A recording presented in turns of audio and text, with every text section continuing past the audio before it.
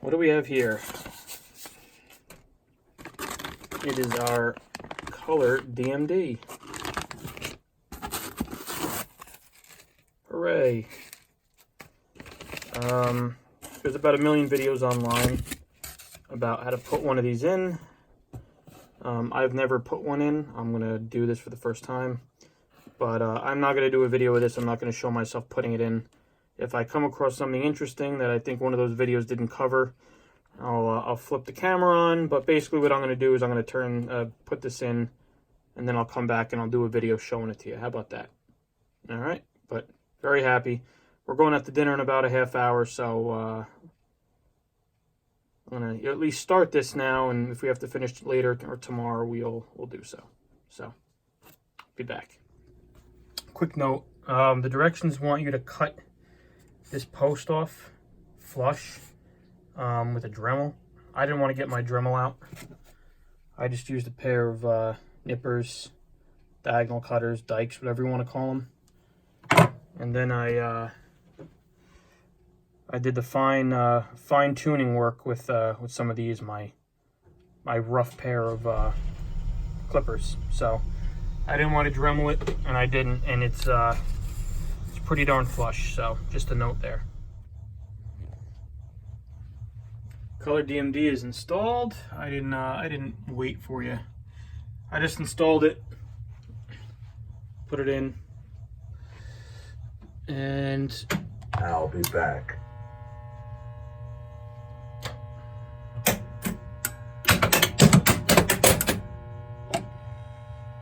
There we go. Looks good. I'm happy with it. Installation took me a whole like 20-25 minutes. It wasn't that bad. Pretty self-explanatory, actually. I only had to look at the directions here and there. You know, it's kind of hard to screw it up, if you ask me. But I think it's a great addition to the game.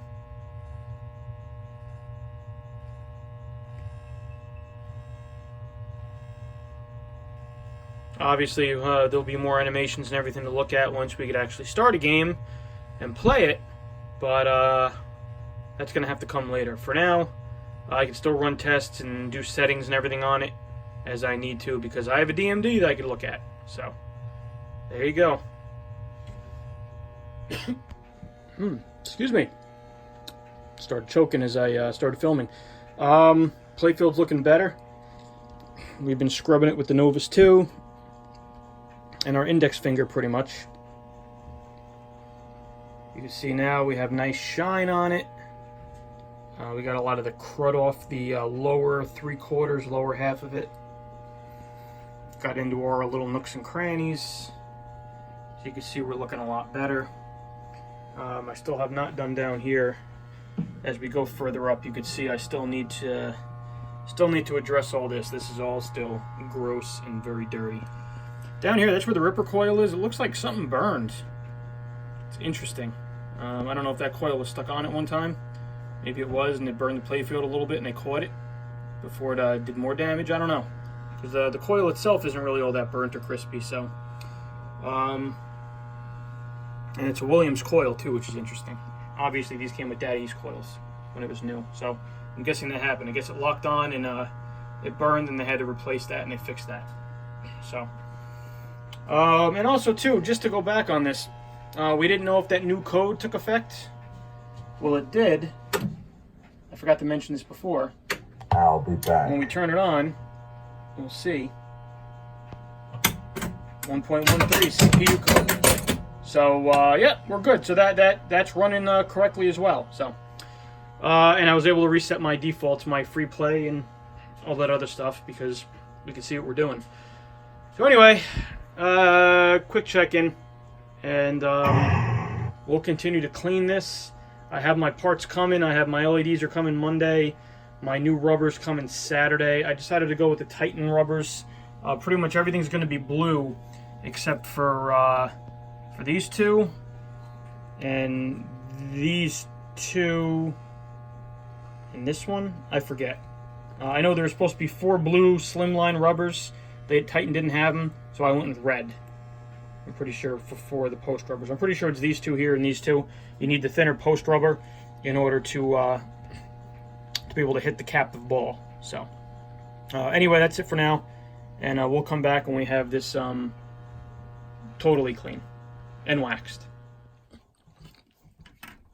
I turned on the camera. I wanted to show you this. I'm very happy with this. This is a little vacuum attachment. I'll zoom out a little bit. That I read about on a thread on Pinside that pretty much hooks up to your regular vacuum. See, I have your run-of-the-mill Kenmore vacuum. Hooks up to your vacuum with a hose on it, and it has this little attachment, or it has little attachments to it. This thing is great. As you can see, I kind of did the top. See how much better that looks? I was able to get in all these little nooks and crannies and everything.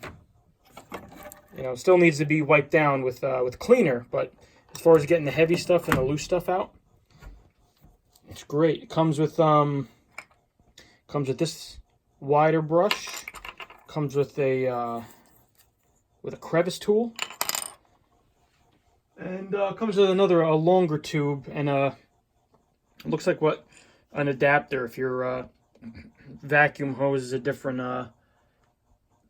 diameter to hook up to the black attachment here.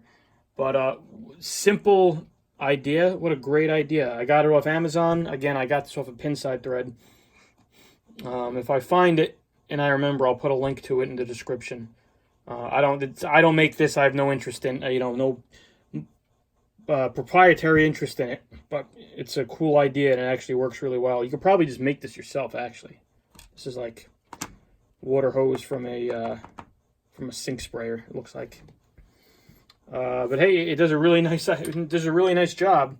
I mean, as you can see here, trying to get into spots like this, that crevice tool can come in here and get in there, and the brushes are nice. They're cheap stuff, cheap plastic, but it does the job. I know it certainly made my job a hell of a lot easier. Vacuuming off this playfield. I still got to do over here in the side rails and everything, but yeah, very happy with that. So just figured I'd check in and show that to you. So, playfield is cleaned and waxed. We are done. We are done with maybe one of the most tedious parts of shopping, as they say, a pinball machine. We're all nice and shiny and clean. Did 2 coats of wax on it, which is what I usually do. See that nice shine we got going on. It feels all nice. Feels nice and smooth. A lot better than it did before when it just felt nasty. The other thing we did off camera is we tested the magnets. And they seem to work. I put a ball there and it flung the ball around and nothing blew up. So I'm going to say that's a win. And we tested the ripper coil. We threw a ball down there and it whacked it out. Obviously the playfield is inverse what it's supposed to be. It's pointing in the opposite direction it usually is. And when I threw that ball down there, it really fired it up. So I can only imagine how quick that's going to be. The ripper coil right there. How quick that's going to be when the playfield's at a correct angle. Should be pretty good. Just a note, this basement's a mess. As far as wax, this is my first time using this stuff. P21S, not cheap. I think it was like 30, close to 40 bucks for this 6 ounce jar. But man, what a nice wax. Goes on easy, buffs out easy, and it doesn't leave any of that white stuff. Even says in the package, it's carnauba and beeswax. And that's it. No additives, no white stuff. So I'm very happy with that. I read about that on Pinside too. I got some and I'm glad I used it. I'm going to be using it on my cars this summer as well. Anyway, so as far as this stuff goes, I'm going to clean the ramps and everything in the plastics as I put them back on. Because my thing is, if I clean them now, all in one bunch, and I put them down, then when I pick them up again to go put them back, I'm just going to be putting fingerprints and getting schmutz all over them again. So I prefer to clean them as I'm reassembling. And that way I touch them once to put them back in, and theoretically speaking, that's all I have to touch them again. So, and boy, do we have a lot of cleaning. These plastics are super duper filthy. So, all right, so that's it for now. I think when we come back, my order from Titan comes tomorrow. I don't know what my schedule's looking like this weekend. I don't even know if I got the right stuff from Titan. I got their recommended rubber set for Last Action Hero. So, and I also got new jewel post, star post, whatever you want to call them. I got new clear ones. They were super cheap. I got a bunch. I got like 20 of them, even though I don't need them for this game. You know, everything takes these kinds of posts, so I'll have a little stock of them. These I'm going to replace. The metal posts I'm just going to clean up. And as I go through, I'm going to... I have the bulbs for the top of the playfield. I have all the GI lighting. As I go through, I'm going to be replacing star posts, cleaning up metal posts, putting rubber on and sleeves and all that stuff. So I'm not going to video myself doing that, but I'll check in periodically as I do it. I'm also waiting for my for new flipper bats and a flipper rebuild kit for this. So I don't want to put flipper rubber on these stupid things. But I can redo the slingshots and everything. I think I'm going to put new coil sleeves in those coils, but that's pretty much it. So anyway, that's it. We'll be back when there's more to show you. Figure I'd turn the camera on, show you where I'm at. We started reassembling, cleaning some plastics, putting some bulbs in, and putting the rubber on. I got the a rubber kit from Titan Pinball. They say it's not an all-encompassing rubber kit.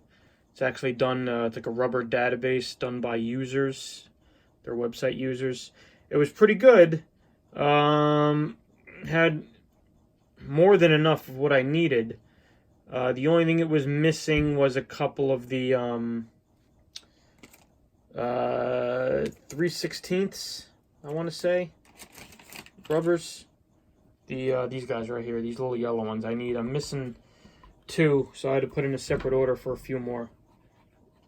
Not the end of the world. The other thing they didn't have was the slim blue for the captive ball posts here and here. However, I just bought I ordered the slim red. I did that in a separate order because I forgot to order them the first time. So, being that there's red around that, I ordered the slim red. Now they say you should use the slim posts or the slimmer post covers because if they're too thick, then obviously your ball won't contact the captive ball and hit it hard enough to hit the target. So I got those posts, those post covers coming. But I put some of the bottom part of the playfield on, as you can see. The Admit 1 plastics, or sling covers.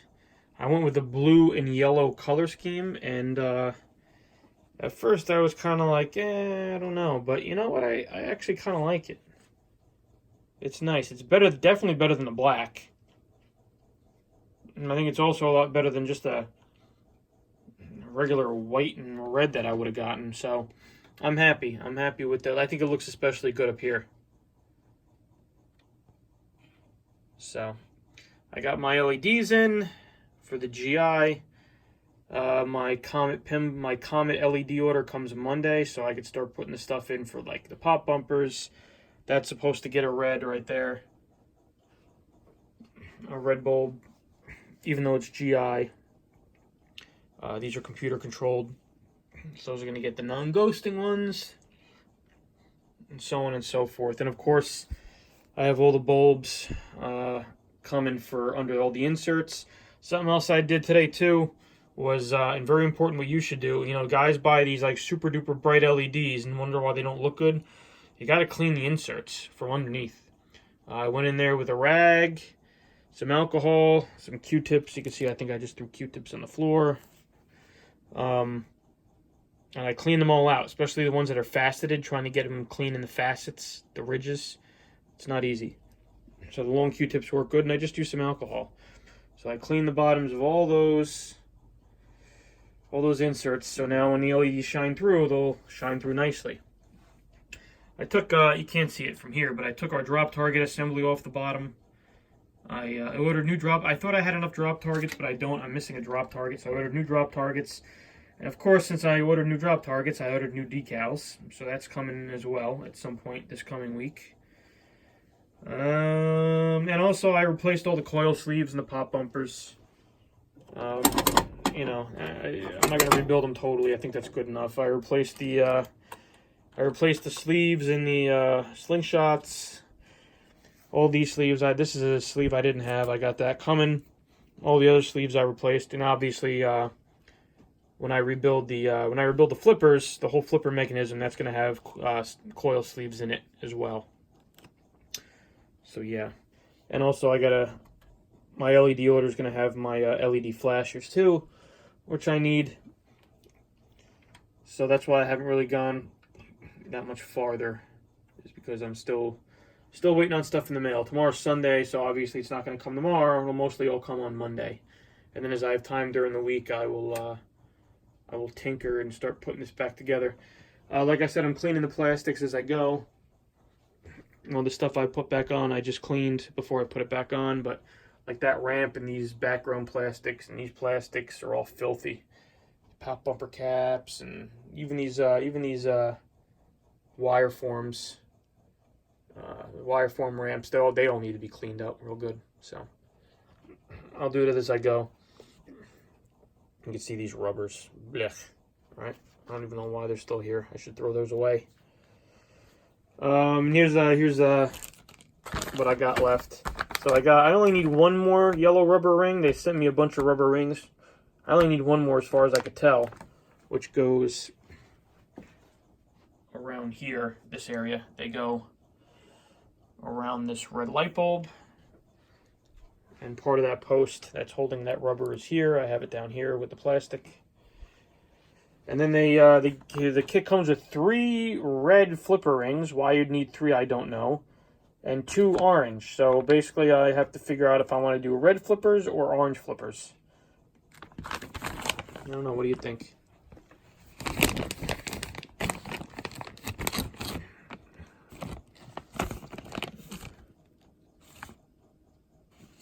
Orange could look good, but I think red might look better. So maybe we'll go with the red. Or maybe we'll do 1 and 1 and, you know, not keep it that way, but see what we think. I also have new flipper bats. These flipper bats, I think I pointed out in another video. I don't know if you can see it, but they're broken. These tips are broken. I'm guessing probably from someone playing the game with no rubber on the flipper bats. That's what I'm guessing, if that was the case. But, new balls. We got new balls coming because all the balls that were in this thing were pretty friggin' nasty and rusty.